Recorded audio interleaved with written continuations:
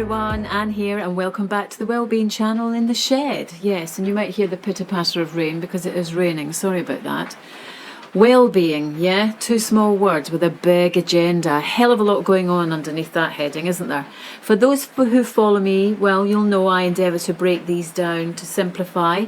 So don't be put off by big agendas. In fact, in case you miss out on my next upload, click the bell and subscribe. Keeps you up to date with everything and keeps you flowing with me. It does really help. Now, I do a lot of research, and some of you know that, a lot for myself, and I like to share as much as possible with you. Research and share is what I do. And as some may know, I've touched on my performance study, which brought me to where I am now, really, and it was later in my life, in my early 50s. Transition time for me, finding stage presence relative to my life. That led me to wanting to find ways to reinforce, if you will, subconsciously the good stuff in our lives. There's loads of it. We just need to think about it.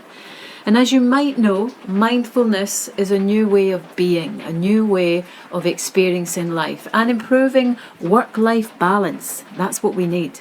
And that's exciting to know. And that is my topic for today, guys, on this pod, that if you ever enter, and I want you to enter into a regular routine of practice, including your meditation, that change will occur. There will be changes for you in your life. Thoughts change our reality, right? And we're all physically what we think. In other words, that negative self-talk, those bad words, that bad narrative, that's negative. It impacts on our health and can make us really anxious. For many of us, including me, in isolation, finding ourselves alone, that lack of connection can really trigger our negative thinking quite quickly, very quickly. And there has been stigma long enough on mental health, but as I've said before, thank heaven strides have been taken to destigmatise mental health, because we're not alone with our thoughts or areas where we've become really engrossed in bad thinking and those negative self-talks. And I want to help motivate you, as well as myself, to change those behaviours that don't serve us, And I'm happy to say that although we don't have, when I say we, all those scientists out there, they don't have all the answers yet about harnessing the power of positive thoughts, there are all sorts of people actually out there using these positive ideas right now to make extraordinary changes in their lives. And the kinds of changes that many others consider, as I did, practically impossible. But thought is more powerful than the physical. That's when it becomes possible, guys. Because when you begin to change your thinking from appearances, shall we say, and the way things look and how people view you, because it is true, every time someone maybe says something about us, we maybe get upset if it's not a very pleasant thing. But when you stop thinking like that, your whole positive and perspective on yourself changes, and your whole body function changes along with that. In other words, look around you and live longer. Now, there's an exercise here I want to take you through. Just quickly, I did say it's only going to be about 10 minutes from start to finish. But I want to awaken your breath, yeah? Now, this can be done 5 to 8 times just each day, and it only takes 5 minutes, so you can do that in your own time. But I'll go through the exercise, and it's awakening your breath. So it's an important exercise, helps us to breathe more fully and strengthens and awakens us to face the day, a bit like when I'm first getting up, a bit like the Neanderthal, the time I reach the bathroom sink. But you want to face the day with confidence and calm. If you wish, you can do it sitting on the floor, sitting on a chair.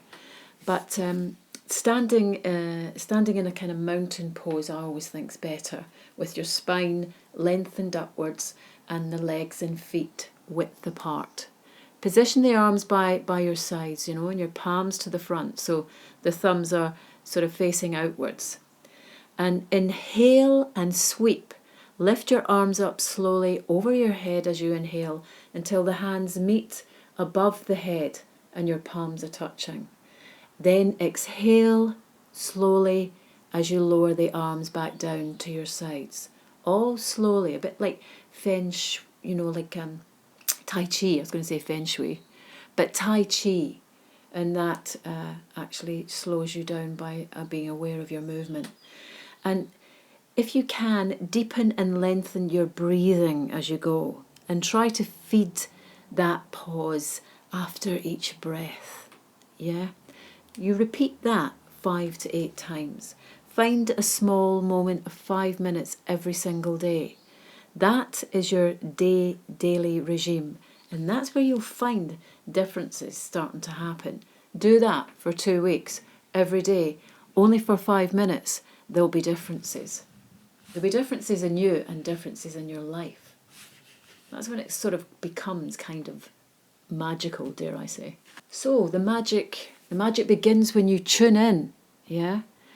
The goal of any mindful practice is simply to experience life as it unfolds. That's the goal.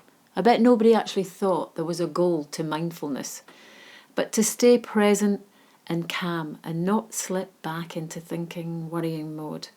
We choose an anchor of awareness.